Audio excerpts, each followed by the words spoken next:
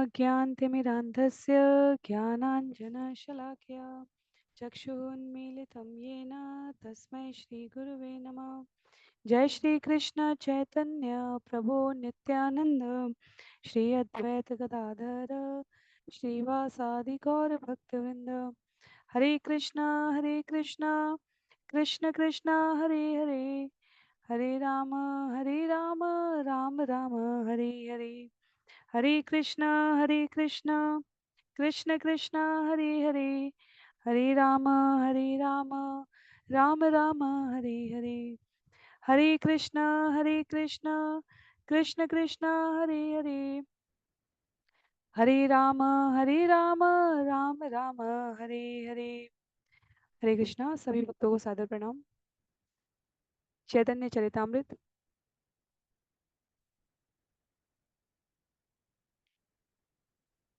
सत्र 72 में सभी भक्तों का स्वागत है। हम सभी यहाँ पर कृष्णदास कविराज गोस्वामी द्वारा लिखित एवं भक्ति वेदांता स्वामी श्रील प्रभुपाद द्वारा तात्पर्य सहित विवेचित इस पुस्तक की मध्य लीला अध्याय 8 को श्रवण कर रहे हैं। अध्याय 8 भाग 4 में आज हम सभी रामानंद राय और चैतन्य महाप्रभु के मध्य राधारस स्वरूप कृष्ण स्वरूप पर जो चर्चा चल रही है उसको आगे श्रवण करेंगे। कल के सत्र में पतिव्रता नारियों के उदाहरण के संदर्भ में मैंने माता अरुंधति से संबंधित कथा को दत्तात्रेय मुनि के प्रादुर्भाव जन्म से जोड़ा था। तो माता जी और प्रभु जी ने कमेंट में उसे सही किया है, तो विषय के प्रवाह में वो सही नहीं रहा। माता अरुंधति, माता सीता, द्रौपदी, मंदोदरी, तारा, ये सब पतिव्रता नारी रही हैं। अनुसुईया माता सही नाम है जो त्रिदेवों के प्रादुर्भाव से संबंधित है। तो मैंने देखा कमेंट्स में 2-3 माता जी और प्रभु जी ने उसे सही किया है, बहुत बहुत धन्यवाद। मैंने उस पर ध्यान नहीं दिया था और दो कथाएं एक साथ मिक्स हो गई। तो वशिष्ठ मुनि की पत्नी माता अरुंधति रही है और रामायण की शिक्षा जो पातिव्रत्य धर्म की माता सीता को मिली है वो अनुसुईया माता से मिली है। माता अरुंधति हमारे कर्दम ऋषि और देवहूति की 9 कन्याओं में 8वीं कन्या थी। वैसे वह हमारे नक्षत्र ग्रह मंडल में भी पूजित है। सप्त ऋषियों को उनके द्वारा शिक्षा प्राप्त होती है, सप्त ऋषियों को वो शिक्षा देती हैं। अनेकों विदुषी नारियों की जब धर्म सभा आयोजित की जाती रही है तब उसमें माता अरुंधति का स्थान प्रमुख रहा है। तो दोनों माताएं महान है, माता अनुसुईया और माता अरुंधति। पर पिछले सत्र की कथा में जो विषय कहानी के रूप में मैंने प्रस्तुत किया था वो माता अनुसुईया का है। तो बहुत बहुत धन्यवाद उसे सही करने के लिए। हम लोग आज के सत्र में आगे बढ़ेंगे छंद संख्या 207 से, जहां हम लोग विषय को श्रवण कर रहे हैं वह रामानंद राय द्वारा ये कहे जाने पर कि भगवान जैसी आपकी इच्छा है वैसा मैं उद्भासित करूंगा, व्यक्त करूंगा। और अभी तक भगवान ने अपना मूल स्वरूप नहीं प्रस्तुत किया है। यदि हम विषयावली को देखें, अभी वह रामानंद राय से माधुर्य रस की सुंदर अभिव्यक्ति को श्रवण कर रहे हैं। तो छंद संख्या 201 से 219 का विषय गोपियों के प्रेम की महिमा का है और भक्त बनने के अभ्यास में, साधक बनने की हमारी इस प्रक्रिया में हमें सदैव स्मरण रखना चाहिए गोपियों के पद चिन्हों पर चलने का।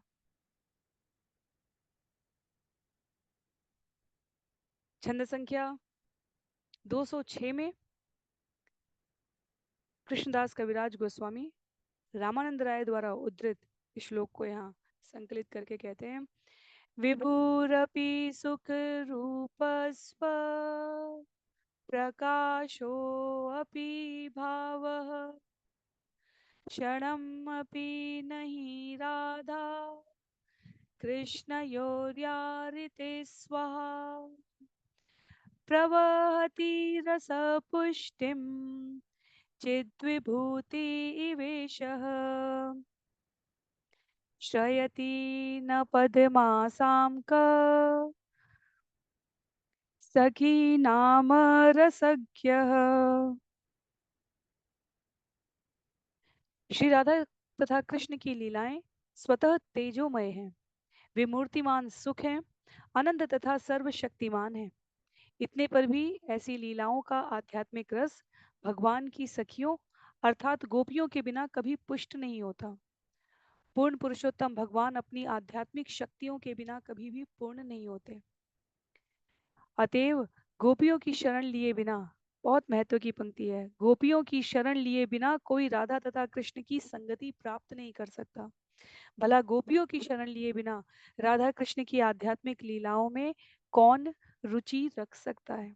तो जब भी हम ये चर्चा श्रवण करें या अन्यों के मुखारविंद से सुने, तब हमें इस कथा विवरण का आध्यात्मिक स्तर क्या है, इसको नापने की इकाई इस पंक्ति से मिलती है। भगवान की संगति प्राप्त करने के लिए हमारे जीवन में गोपियों की शरण के बिना और कोई आश्रय नहीं है। मनसा वाचा कर्मणा अपने समस्त सुख संसाधन स्रोत के साथ गोपियों की जो प्रवृत्ति रही है वो भगवत सेवा की रही है। तो गोपी अर्थ का, गोपी भाव का जीवन में जो अर्थ है वह भगवान की भक्ति है। कहा गया है सखीर स्वभाव एक अकथ्य कथन, कृष्ण सह निज लीला नाही सखीर मन। गोपियों की स्वाभाविक प्रवृत्ति अवर्णनीय है। गोपियां कृष्ण के साथ कभी भी स्वयं भोग नहीं करना चाहती। क्या करती हैं? कृष्ण सह राधिकार लीला ये कराय, निज सुख है ते ताते कोटि सुख पाय। जब गोपियां श्री श्री राधा और कृष्ण को उनकी दिव्य लीलाओं में प्रवृत्त करने का काम करती हैं तो उनका सुख करोड़ गुना बन जाता है। इसलिए गोपियों के पद चिन्हों का अनुसरण करने के लिए कहा गया है। भगवान अपनी लीलाओं में आनंद मग्न रह सके, अपनी सेवा के द्वारा उनको वो सुंदर आस्वादन कराना साधक के रूप में हमारा कर्तव्य होता है। राधा रस्वरूप कृष्ण प्रेम कल्प लता, सखी गण हय तार पल्लव पुष्प पाता। स्वभाव से श्रीमती राधा रानी भगवत प्रेम की लता के समान है और गोपियां उस लता की टहनियां, फूल तथा पत्तियां हैं। कृष्ण लीलामृत यदि लता के सिंचय, निज सुख है ते पल्लवा दे कोटि सुख है। जब इस लता पर कृष्ण लीला रूपी अमृत छिड़का जाता है तो टहनियों, फूलों तथा पत्तियों को जो सुख मिलता है वह लता की तुलना में 1 करोड़ गुना अधिक होता है। तो ये तुलना से स्पष्ट हो रहा है गोपियों को आनंद मिलता है जब राधा और कृष्ण आपस में लीला मग्न रहते हैं। यहाँ भक्ति विनोद ठाकुर महाशय के अमृत प्रवाह भाष्य का कथन श्रील प्रभुपाद उद्घाटित करते हुए कहते हैं, श्रीमती राधा रानी भगवत प्रेम की लता हैं और गोपियां टहनियां, फूल तथा पत्तियां हैं। जब लता पर जल छिड़का जाता है तो अप्रत्यक्ष रूप से लता को मिलने वाले सारे लाभ टहनी, फूल और पत्तियों को प्राप्त होते हैं और लता की जड़ में डाला गया जल जितना प्रभावशाली होगा उतना टहनी, फूल और पत्तियों पर सीधे डाला गया प्रभावशाली नहीं होता। इसलिए जो भाव है वो उद्धृत किया गया है, जब गोपियां कृष्ण से सीधे मिलती हैं तब वे उतनी प्रसन्न नहीं होती जितनी कि वे श्रीमती राधा रानी को कृष्ण से मिलाने के बाद होती हैं। उनका दिव्य आनंद उन्हें मिलाने में निहित है। जब प्रतिदिन भगवान को भोग अर्पण किया जाता है तब भक्ति वेदांता स्वामी श्रील प्रभुपाद अंतर्राष्ट्रीय कृष्ण भावनामृत संघ में गुरु शिष्य परंपरा में आचार्यों ने जो पद्धति बताई वो सबसे पहले गुरु के माध्यम से, वह गुरु पद्धति से श्रृंखला में आगे बढ़ते हुए भगवान तक पहुंचता है। तुलसीदास जी हनुमान जी की उपासना इसलिए करते हैं क्योंकि वो कहते हैं राम दुआरे तुम रखवारे, होत न आज्ञा बिनु पैसारे। मैं आपको इसलिए ध्याता हूँ, इसलिए नहीं, रिद्धि सिद्धि ये सब तो गॉड है। हनुमान जी की मंगलवार को और शनिवार को सुंदर कांड करने से, हनुमान चालीसा पढ़ने से जो वास्तविक आध्यात्मिक सिद्धि प्राप्त होनी चाहिए वो ये कि श्री राम के चरणों में, पूर्ण पुरुषोत्तम भगवान के चरणों में हमारे जीवन में प्रीति अनुराग आ जाए, भक्ति हमारी प्रतिबद्धता के साथ होने लग जाए। अन्यथा तुलसी बाबा केवल भौतिक लाभ के लिए हनुमान जी को स्मरण नहीं कर सकते। तो कथन यहाँ पर गोपियों का इसी साम्यता के साथ है कि गोपियां भगवान को प्रत्यक्ष प्राप्त करने में उतना आनंदित नहीं है जितना वो पहले राधा रानी की सेवा करके राधा रानी को भगवान से मिला के राधा और कृष्ण के इस माधुर्य मिलन में आनंदित हो रही है।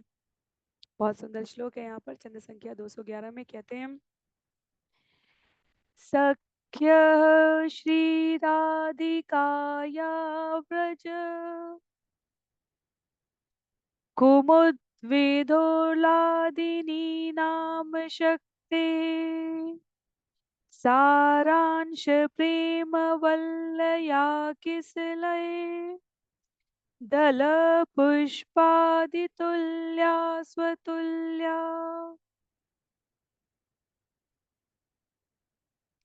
सिक्तायां कृष्णलीलामृतरस निचये उल्लसन्तयाममुष्याम् जातोल्लासा स्वसेकाक्षत गुणम् अधिकं सन्ति यत्नः चित्रम्। श्रीमती राधा रानी की निजी सखियां सारी गोपियां उन्हीं के समान हैं।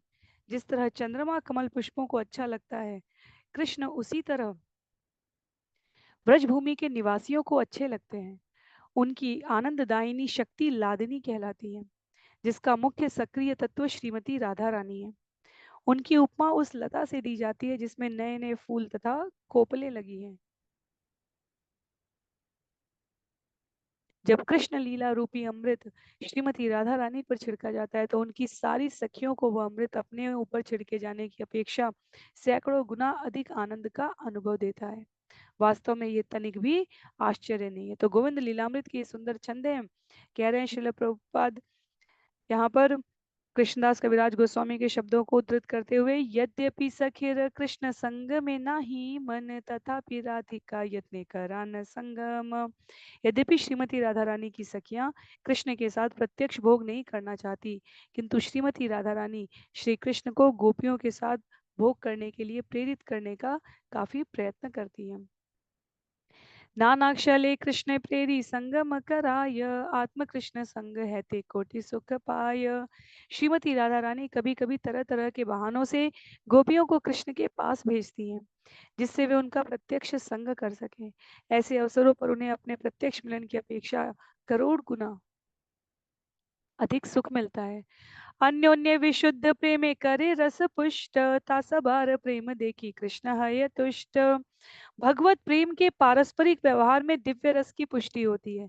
जब कृष्ण यह देखते हैं कि गोपियों ने उनके लिए किस तरह से शुद्ध प्रेम विकसित कर लिया है तो वे अत्यधिक तुष्ट होते हैं। इसलिए आध्यात्मिक समीकरण, आध्यात्मिक गणित बहुत अनूठा है।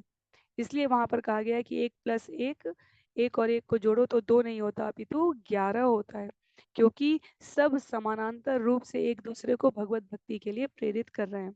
वहां भौतिक स्तर जैसा शारीरिक मानसिक प्रतिस्पर्धात्मक वातावरण नहीं है। वहां सब कुछ दिव्य और भगवान की प्रसन्नता के लिए। श्रील प्रभुपाद कह रहे हैं, श्रीमती राधा रानी तथा गोपियों को कृष्ण के संग से प्राप्त होने वाले अपने खुद के सुख में कोई रुचि नहीं है। वहां हर कोई दूसरे को आगे बढ़ाना चाहता है, अपितु प्रत्येक एक दूसरे को भगवत भक्ति में आगे बढ़ता हुआ देखकर संतुष्ट होता है, और भगवत प्रेम की इस आदान प्रदान को देखकर भगवान को और अधिक प्रसन्नता होती है। भौतिक जगत में आध्यात्मिक जगत का विकृत रूप दिखता है। इस जगत में हम सभी अपने को प्रसन्न रखने के लिए कार्य करने में रुचि रखते हैं। वह हर व्यक्ति और वस्तु जो हमें हमारे योग्य लाभदायक लगता है उससे हम अपने आप को संबंधित रखना चाहते हैं। आध्यात्मिक जगत में सबका ध्यान इस विषय पर होता है कि अन्य का लाभ और अन्य की उपलब्धि किस प्रकार से हो सकती है। सहज गोपीर प्रेम नहीं प्राकृत काम काम क्रीड़ा सामे तार कही काम नाम। ये ध्यान देने की बात है कि परम भगवान से प्रेम करना गोपियों का सहज गुण है। उनकी कामेक्षा की तुलना भौतिक वासना से नहीं की जानी चाहिए। फिर भी कभी कभी उनकी इच्छा भौतिक काम वासना जैसी प्रतीत होती है। इसलिए कभी कभी कृष्ण के प्रति उनका दिव्य प्रेम काम कहकर पुकारा जाता है।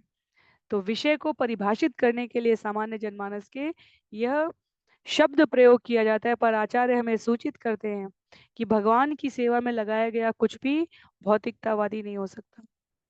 जो कुछ भी भगवत सेवा में प्रयोग हो रहा है वह आध्यात्मिक है। प्रेमेव गोपरामाणां काम इत्यगमत्प्रताम् इत्युद्धवादयोप्येतं वाञ्छन्ति भगवत्प्रिया। गोपियों के कृष्ण के साथ व्यवहार शुद्ध भगवत प्रेम के स्तर पर होते हैं, किंतु कभी कभी उन्हें काम में मान लिया जाता है, किंतु ऐसे व्यवहार सर्वथा आध्यात्मिक होते हैं। अतएव उद्धव जैसे भगवान के अन्य अत्यंत प्रिय भक्त भी उनमें भाग लेने के इच्छुक रहते हैं। निजेंद्रिय सुख हेतु कामेर तात्पर्य कृष्ण सुख तात्पर्य गोपी भाववर्य। कामेक्षाओं का अनुभव तब होता है जब कोई अपनी इंद्रिय तृप्ति के लिए उत्सुक रहता है, किंतु गोपियों का भाव ऐसा नहीं है।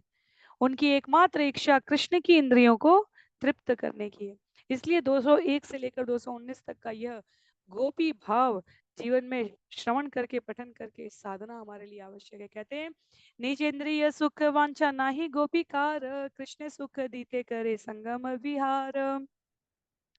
गोपियों में अपनी खुद की इंद्रिय तृप्ति की रंच मात्र इच्छा नहीं है, उनकी एकमात्र इच्छा कृष्ण को आनंद देने की होती है। इसी कारण वे उनसे मिलती हैं और उनके साथ भोग करती हैं। यत्ते सुजात चरणाम्बुरुहं स्तनेषु भीता शनै प्रिय दधिमहि कर्कशेषु तेनाटवीमटसि तद्व्यथतेन किं स्वेत् कूर्पादिभिर्भ्रमति धी भवदायुषां नः। सारी गोपियों ने कहा, हे कृष्ण, हम आपके कोमल चरण कमलों को बड़ी सावधानी से अपने कठोर स्तनों पर रखती हैं। जब आप जंगल में विचरण करते हैं तो आपके कोमल चरण कमलों में कंकड़ पत्थर लगते हैं। हम डरती रहती हैं कि इससे आपको पीड़ा होती होगी, क्योंकि आप हमारे जीवन और आत्मा हैं। अतएव जब आपके चरण कमलों को पीड़ा पहुंचती है तो हमारे मन अत्यंत विचलित हो उठते हैं। शुद्ध आध्यात्मिक सत्व, स्नेह, ममत्व, करुणा, साख्य, दास्य और वात्सल्य से संयुक्त जो है उसे माधुर्य भाव कहा गया है। और चरण कमलों को पीड़ा न हो, क्योंकि यदि चरण कमलों को पीड़ा होगी भगवान तो हमारा मन विचलित हो जाता है। यह शुद्ध माधुर्य है। सेई गोपे भावामृत यार लोभ य वेद धर्म लोक त्यजी से कृष्ण भजय। जो व्यक्ति गोपियों के ऐसे प्रेम भाव से आकृष्ट है वह वैदिक जीवन के विधानों या लोकमत की परवाह नहीं करता, प्रत्युत वह कृष्ण की शरण में जाकर उनकी सेवा करता है। रागानुग मार्गे तारे भजे यही जन से जन पाए व्रजे व्रजेंद्र नंदन। जो व्यक्ति रागानुग मार्ग पर स्वतः स्फूर्त प्रेम से भगवान की पूजा करता है और वृंदावन जाता है, उसे नंद महाराज के पुत्र व्रजेंद्र नंदन की शरण प्राप्त होती है। तो भगवान को प्राप्त करने की इन अनेकानेक विधियों में पूर्णतया जो अपने आप को भगवान के रूप गुण लीला सेवा में संलग्न करता है रागानुग मार्ग पर, वह भगवान की शरणागति से आप्लावित होता है। यहाँ कह रहे हैं छंद संख्या 220 से लेकर 232 तक का जो विषय है वह रागानुग मार्ग है। गोपियों की महिमा श्रवण कर ली हमने। अब उनके पद चिन्हों का अनुसरण करने के लिए व्यवहारिक रूप से क्या पद्धति बताई गई है। ब्रजभूमि में रहने वाले भक्तों में कृष्ण प्रेम का सहज उदय हो जाएगा यदि वह भक्ति के नियमों का पालन कर रहे होते हैं। स्वतः स्फूर्त अनुराग को रागानुग कहा गया है।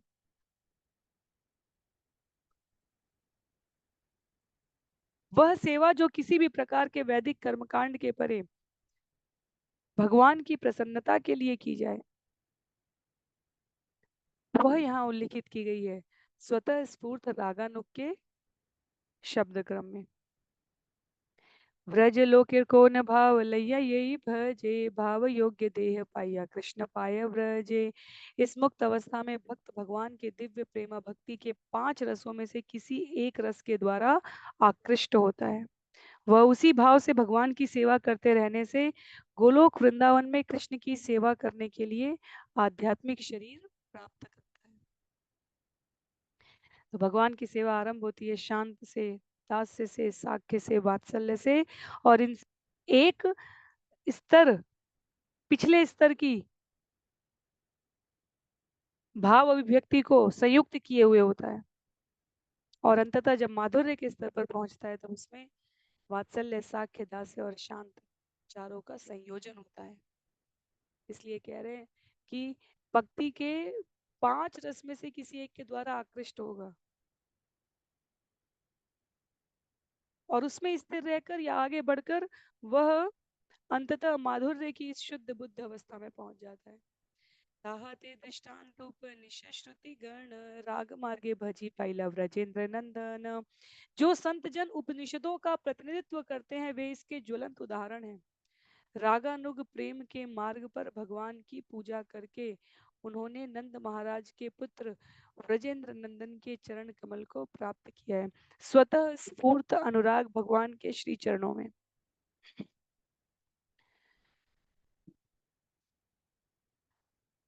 भैया यशोदा और नंद बाबा एक जन्म में माता पिता नहीं बने। भगवान कहते हैं देवकी मैया और वसुदेव एक जन्म के माता पिता नहीं है।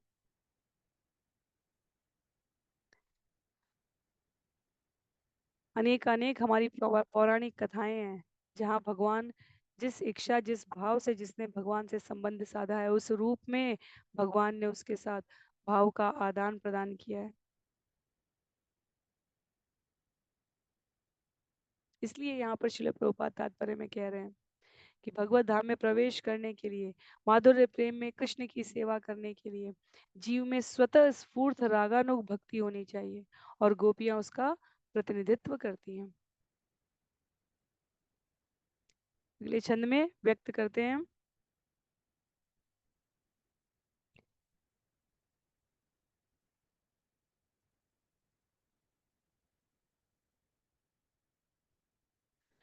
निपृत मरुन्मनोक्ष दृण योग युजो हृदयन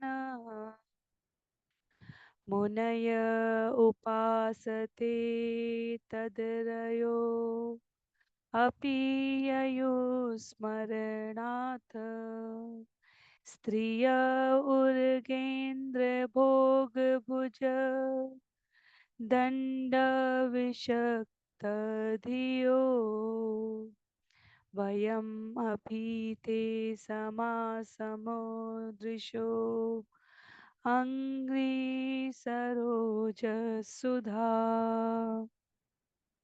बड़े बड़े मुनि योगाभ्यास तथा प्राणायाम द्वारा अपने मन तथा इंद्रियों को जीतते हैं। इस तरह योग में प्रवृत्त होकर वे अपने हृदयों के भीतर परमात्मा का दर्शन करते हैं और अंततः निर्विशेष ब्रह्म में प्रवेश करते हैं। किंतु यह पद तो पूर्ण पुरुषोत्तम भगवान के शत्रु भी उनका केवल चिंतन करके प्राप्त करते हैं। पर व्रजांगनाएं अर्थात गोपियां कृष्ण के सौंदर्य से आकृष्ट होकर कृष्ण का और उनकी सर्प जैसी भुजाओं का आलिंगन करना चाहती हैं। इस प्रकार उन्होंने अंततो गत्वा भगवान के चरण कमलों के अमृत का आस्वादन किया। इसी तरह हम उपनिषद भी गोपियों के पद चिन्हों पर चलकर कृष्ण के चरण कमलों का अमृत चख सकते हैं। इसलिए भक्त मुक्ति की बात नहीं करता। मुक्ति अर्थात क्या? मुक्ति तो शिशुपाल को भी मिली, मुक्ति तो जरासंध दंतवक्र कालनेमी को भी मिली, हिरण्यकशिपु और हिरण्याक्ष को भी मिली। मुक्ति में ब्रह्म से एकाकार हो जाना, भगवान की रश्मि आभा मंडल ज्योति में प्रवेश कर जाना भक्त को प्रिय नहीं है। भक्त कहता है हम तो भगवान का संग करना चाहते हैं, भगवान की सेवा करना चाहते हैं, भगवान का सानिध्य प्राप्त करना चाहते हैं। जिस प्रकार राष्ट्रपति भवन में प्रवेश करना भी राष्ट्रपति के कक्ष में प्रवेश करने जैसा नहीं है, वैसे ही भगवान के लोक में प्रवेश करना भगवान के सानिध्य, निकट सानिध्य को प्राप्त करने जैसा नहीं है। इसमें निकटता का, समीपता का अंतर है। तो गोपियां भगवान के सानिध्य की कामना करती हैं। समदृश्य शब्द कहे सेई भावे अनुगति, समा शब्द कहे श्रुतिर गोपी देह प्राप्ति। पिछले श्लोक के चतुर्थ चरण में उल्लिखित समदृश्य शब्द का अर्थ है गोपियों के भाव का अनुगमन करना। समह का अर्थ यहाँ पर कहा गया श्रुतियों द्वारा गोपियों जैसा ही शरीर प्राप्त करना। अंग्री पद्म सुधाय कहे कृष्ण संगानंद, विधि मार्गे ना पैया व्रजे कृष्ण चंद्र। अंग्री पद्म सुधा का अर्थ है कृष्ण से घनिष्ठता पूर्वक संगति करते हुए। ऐसी पूर्णता एकमात्र भगवान के रागानुग प्रेम द्वारा मिल सकती है। केवल विधि विधानों द्वारा भगवान की सेवा करने से गोलोक वृंदावन में कृष्ण को प्राप्त नहीं किया जा सकता। तो जो हम लोग कह रहे थे लोक का किसी शहर में, किसी प्रदेश में, किसी स्थान में प्रवेश करना और अंतरंग में प्रवेश करना, महल में प्रवेश करना, उस कक्ष में प्रवेश करना, ये दो बाहर से समान दिखना पर ये अंतर से दो विभिन्न विषय हैं। तो विधि विधान के द्वारा पूजा करने में और रागानुग भक्ति से पूजा करने में भी अंतर है।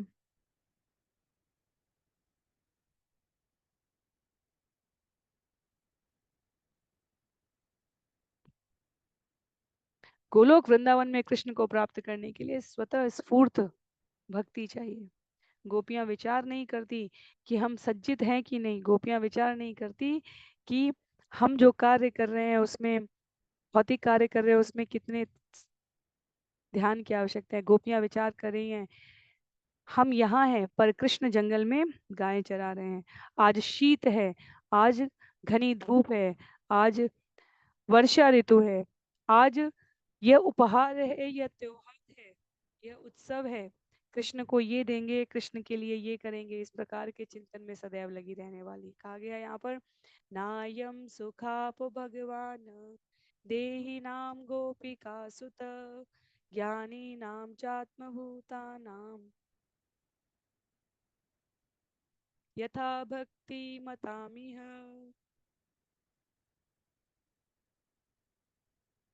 यशोदा के पुत्र पूर्ण पुरुषोत्तम भगवान श्री कृष्ण उन भक्तों को सुलभ हैं जो रागानुग भक्ति में लगे हुए, किंतु वे शुष्क चिंतकों, कठिन व्रत तथा तपस्या द्वारा आत्म साक्षात्कार के लिए प्रयत्न करने वालों या शरीर को आत्मा मानने वालों को इतनी सरलता से सुलभ नहीं है। परीक्षित महाराज को जब सुखदेव गोस्वामी बता रहे हैं दुर्वासा मुनि और अम्बरीश महाराज की कथा, तो वहां पर कहते हैं दुर्वासा मुनि वैकुंठ लोक में पहुंच जाते हैं, भगवान के सामने खड़े और कहते हैं सुदर्शन से रक्षा करो भगवान, ये क्या कर रहे हो आप। मैंने धरती पर एक राजा को मेरी प्रतीक्षा करने के लिए कहा और उसने एकादशी का पारण कर लिया, मेरे लौट कर आने से पहले मुझे भोजन कराए बिना, मेरी रक्षा कीजिए। भगवान के सामने खड़े होकर दुर्वासा कह रहे हैं कि ये सुदर्शन आप खड़े, मैं आपके सामने खड़ा हूँ इसलिए रुका हुआ है, नहीं तो ये मेरा सर धड़ से अलग करने के लिए दौड़ रहा है। भगवान मुस्कुराते हुए कहते हैं, दुर्वासा कहते हैं मैं आपका आदमी हूँ, मैं तो आपके पास हूँ, यहाँ हूँ, तब भी आपका सुदर्शन मुझे नहीं छोड़ रहा है। भगवान कहते हैं ज्ञानी के रूप में जो यहाँ पर व्यक्त हुआ है, शुष्क चिंतन, कठिन व्रत तथा तपस्या द्वारा आत्म साक्षात करने के लिए प्रयत्न करने वाले या शरीर को आत्मा मानने वालों को मैं इतनी सरलता से सुलभ नहीं हूँ। भगवान कहते हैं दुर्वासा से ज्ञानी मेरी आत्मा है पर भक्त मेरा परमात्मा है। आप चाहते हैं वास्तव में इस स्थिति में आप मेरी सहायता चाहते हैं तो आप वापस अम्बरीश के पास चले जाइए, उनसे क्षमा याचना कीजिए और सुदर्शन अपने आप वापस चलाएगा। तो भगवान के भक्त भगवान को प्रेम से वशीभूत करते हैं जो मुक्ति प्राप्ति में अनुभव नहीं किया जा सकता। इसलिए भगवान अपने प्रिय भक्तों का ऋण कभी उऋण नहीं करते, वो उसे धारण करते हैं सिर पर। यहाँ पर कृष्णदास कविराज गोस्वामी हम सभी को शिक्षा दे रहे हैं, अतएव गोपी भाव करी अंगीकार, रात्रि दिन चिंते राधा कृष्ण रविहार। अतएव मनुष्य को गोपियों के सेवा भाव को ग्रहण करना चाहिए। ऐसे दिव्य भाव में श्री राधा कृष्ण की लीलाओं का निरंतर चिंतन करना चाहिए। बहुत ही अर्थपरक, व्यवहारिक दृष्टि से आवश्यक बिंदु है। आगे कहते हैं छंद संख्या 229 में, सिद्ध देह चिंत करी ताहा सेवन, सखी भावे पाए राधा कृष्ण रचरण। राधा कृष्ण तथा उनकी लीलाओं का दीर्घ काल तक चिंतन करने और भौतिक कलमश से पूरी तरह मुक्त होने पर मनुष्य आध्यात्मिक जगत को चला जाता है। वहां भक्त को गोपी के रूप में राधा तथा कृष्ण की सेवा करने का सुअवसर प्राप्त होता है। तो गोपी भाव इसलिए नहीं आवश्यक है कि भौतिक जगत में रहकर हम अपनी इंद्रियों को तुष्ट करने के लिए अनेकानेक स्त्रियां पुरुषों का संग कर रही हैं और पुरुष स्त्रियों का संग कर रहे हैं। गोपी भाव का अर्थ है गोलोक धाम वापस जाकर आध्यात्मिक जगत में प्रवेश कर राधा और कृष्ण की सेवा करने का अवसर प्राप्त करना, सभी प्रकार की भौतिक कलमशताओं से परे जाकर। मन बुद्धि मिथ्या अहंकार के सूक्ष्म प्रभाव से जो प्रभुत्व की भावना है हमारे जीवन में, उन सबको परे करके अपनी इंद्रियों की सेवा न करके अपितु इन इंद्रियों से भगवान की सेवा करके।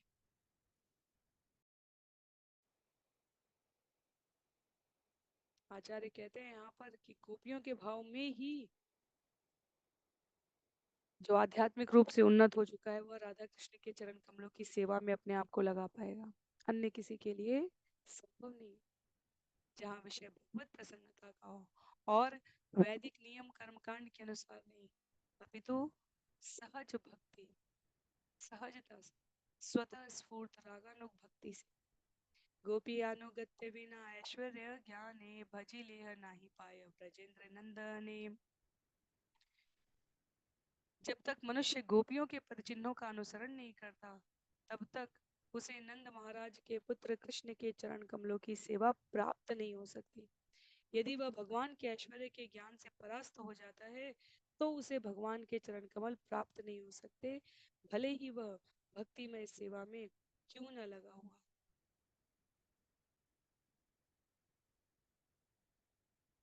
जब प्रचेता प्रार्थना कर रहे हैं श्रीमद् भागवतम में, तो प्रचेता कहते हैं कि भगवान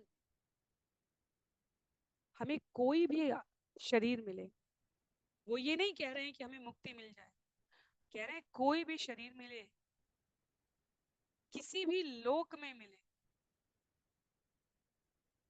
किसी भी समय मिले, वो उतने महत्व की बात नहीं है। पर हर लोक में, हर शरीर में, हर स्थान में, हर विचार में हमें दो चीजें मिले भगवान, एक तो भक्तों का संग और भक्तों के संग में आपकी चर्चा, भगवान की चर्चा। सामान्यतः जब हम इस जगत में देखते हैं तो हम कहते हैं रिचुअल से स्पिरिचुअल हो जाना है, धार्मिक से आध्यात्मिक हो जाना है। धार्मिक का अर्थ है पाप और पुण्य का अंतर कर व्यवहार करना, पुण्य अर्जित करना। आध्यात्मिक का अर्थ है पाप और पुण्य से परे जाकर भगवान की प्रसन्नता के लिए कार्य करना। और उस प्रसन्नता के लिए भी कार्य करने में जीव जब ये कहता है कि हमें इस मर्त्य लोक पर ना आना पड़े, वो बहुत उन्नत, सबसे उन्नत बात है। पर ना आना पड़े इसलिए नहीं कि यहाँ केवल काम क्रोध लोभ मद मोह मत्सर ईर्ष्या द्वेष अहंकार है, अभी तो इसलिए कि कहीं आपका संग न छूट जाए, भक्तों का संग, भक्तों के संग आपकी चर्चा गुण लीला न छूट जाए। तो एक स्तर उन्नत बात यहाँ पर कही गई है, रागानुग भक्ति के द्वारा जो प्रार्थना करनी है वो यह कि भक्तों का संग और भगवान की सेवा मिले, योनि चाहे जो भी हो, जो भी शरीर प्राप्त हो भगवान, उसकी चिंता नहीं है। चिंता है केवल इस बात की कि आपका स्मरण, आपका संग, आपकी चर्चा के लिए भक्तों का सानिध्य मिलता रहे। चंद संख्या 221 में, ताहा ते दृष्टांत लक्ष्मी करिल भजन तथापि न पाइल ब्रजेंद्र नंदन। इस प्रसंग में अकथनीय उदाहरण लक्ष्मी जी का है, जिन्होंने वृंदावन में श्री कृष्ण की लीलाओं को प्राप्त करने के लिए भगवान कृष्ण की पूजा की, किंतु अपनी ऐश्वर्यमयी जीवन शैली के कारण उन्हें वृंदावन में कृष्ण की सेवा प्राप्त नहीं हो सकी। तो माता लक्ष्मी के लिए यहाँ पर बहुत ही विचार पूर्वक पंक्ति प्रयोग करते हैं कृष्णदास कविराज गोस्वामी, कह रहे हैं नायं श्रियोऽङ्ग उनेनान्तरते प्रसाद स्वर्योषितां नलिनगन्धरुचां कुतोऽन्या दासोत्सवेस्य भुजदण्डगृहीतकण्ठ लब्धा शिशां य उद्गात् व्रजसुन्दरीणाम्।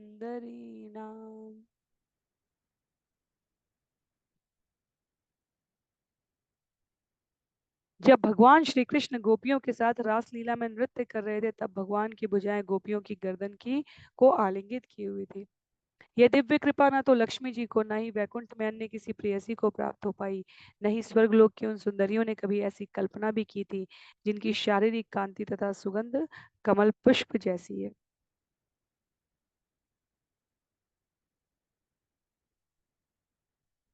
भगवान की भक्ति में संलग्न रहने वाले भक्तों को भगवान कैसा विशिष्ट अधिकार देते हैं। तो कह रहे हैं यहाँ पर, तो भला संसारी स्त्रियों के विषय में क्या कहा जाए जो भौतिक दृष्टि से कितनी भी सुंदर हो, और यदि आध्यात्मिक दृष्टि से स्पष्टता नहीं है तो वह मूल्यहीन हो जाती है। छंद संख्या 233 में यहाँ कृष्णदास कविराज गोस्वामी कहते हैं, जब गोपियों के भाग्य की रामानंद राय इस प्रकार सराहना करते हैं, एतशुनि प्रभु तारे कैला आलिंगन दुई जने गला गली करे न क्रंदन। ये सुनकर श्री चैतन्य महाप्रभु ने रामानंद राय का आलिंगन किया है और दोनों एक दूसरे को गले लगाकर रुदन करने लगे। एई मत प्रेमावेशे रात्रि गुणाईला प्रातः कले निज निज कार्य दोही गेला। इस तरह सारी रात भगवान के प्रेमावेश में बीती और प्रातः काल दोनों अपने अपने कार्यों पर चले गए। विदाय समय प्रभु चरण धरिया रामानंद राय कहे विनती करिया। श्री चैतन्य महाप्रभु से विदा होने के पूर्व रामानंद राय ने पृथ्वी पर गिरकर महाप्रभु के चरण पकड़ लिए। फिर वे अत्यंत विनीत भाव से इस प्रकार बोले, मोरे कृपा करी ते तुम्हारे यहाँ आगमन दिन दश रही शोध मोरे दुष्ट मन। श्री रामानंद राय ने कहा, आप मुझ पर अपनी अहेतु की कृपा दर्शाने के लिए ही यहाँ पर आए हैं, अतएव आप यहाँ कम से कम 10 दिन तक रुक जाएं और मेरे दूषित मन को शुद्ध कर दें। रामानंद राय यहाँ पर छंद संख्या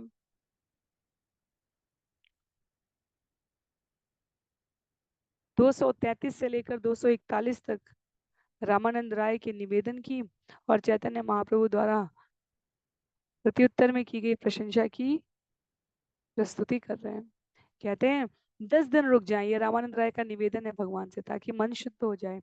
तोमा विना अन्य नाही जीव उद्धारी ते, तोमा विना अन्य नाही कृष्ण प्रेम देते।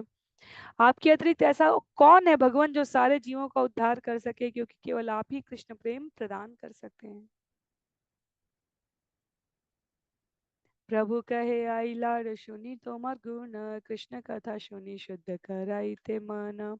महाप्रभु ने उत्तर दिया, मैं आपके सद्गुण सुनकर यहाँ आया हूँ। मैं तो आपके पास कृष्ण का गुणानुवाद सुनने और इस तरह अपना मन शुद्ध करने आया हूँ।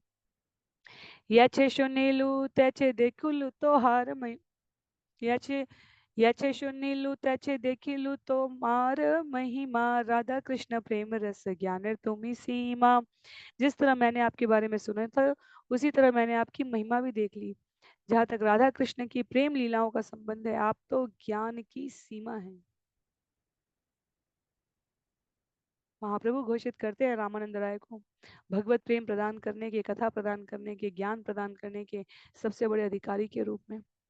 तो कह रहे हैं यहाँ पर आचार्य, इस श्लोक में महाप्रभु वास्तव में कहते हैं कि रामानंद राय राधा कृष्ण प्रेम तत्व को जानने की ज्ञान की पराकाष्ठा पर थे। दश दिन का कथा यावतामी जीव तावत तोमार संग छाड़ी ते नारीब। श्री चैतन्य महाप्रभु ने कहा कि 10 दिन की क्या बात है, जब तक मैं जीवित रहूंगा तब तक आपका साथ छोड़ पाना मेरे लिए असंभव है। नीलांचले तुम्ही आम्ही थाकी बेक संगे सुखे गुनाई बकाल कृष्ण कथा रंगे। आप और मैं दोनों साथ साथ जगन्नाथपुरी में रहेंगे। हम एक साथ आनंद में कृष्ण तथा उनकी लीलाओं की चर्चा करते हुए अपना समय बिताएंगे। तो इस प्रकार से रामानंद राय ने जब 10 दिन रुकने की बात की तो चैतन्य महाप्रभु कहते हैं भविष्य की घोषणा करते हुए कि आप और हम तो साथ साथ रहने वाले हैं, भविष्य में राधा कृष्ण के गुण गाएंगे, चिंतन करेंगे, उनकी लीलाओं की चर्चा करेंगे। छंद संख्या 242 में आज के सत्र के लिए इसे अंतिम छंद रखेंगे। एतबली दुहे निज निज कार्य गैला, संध्या काले राय पुनः आसिया में लीला। इस तरह वे दोनों अपने अपने कामों पर चले गए। तत्पश्चात संध्या समय रामानंद राय चैतन्य महाप्रभु से पुनः मिलने के लिए आते हैं। अन्योन्य मिली दुहे निभृते वसिया, प्रश्नोत्तर गोष्ठी कहे आनंदित हैया। इस तरह वे बारंबार मिलते, एकांत स्थान में बैठते और प्रश्नोत्तर के रूप में प्रसन्न चित्त होकर कृष्ण की लीलाओं पर चर्चा करते।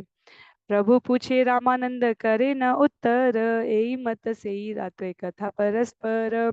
श्री चैतन्य महाप्रभु प्रश्न पूछते थे और रामानंद राय उत्तर देते थे। इस तरह रात भर वे चर्चा में लगे रहते थे। तो ये विषय यहाँ पर लगभग समाप्त हो रहा है। छंद संख्या 245 से अब कथा का, इस चर्चा का क्रम बदल रहा है। यदि हम विषय सूची को देखें तो आचार्य बतलाते हैं कि 242 से 259 का विषय ये है कि चैतन्य महाप्रभु पूछेंगे क्या सबसे बड़ा है, कौन सबसे, विभिन्न प्रकार के प्रश्न है, क्या, कैसे, कौन पर, और रामानंद राय उसके उत्तर देते चले जाएंगे। तो छंद संख्या 245 से हम लोग इस अध्याय को आगे श्रवण करेंगे। यह अध्याय बड़ा है, संभवतः अगला सत्र इस अध्याय का अंतिम सत्र रहेगा।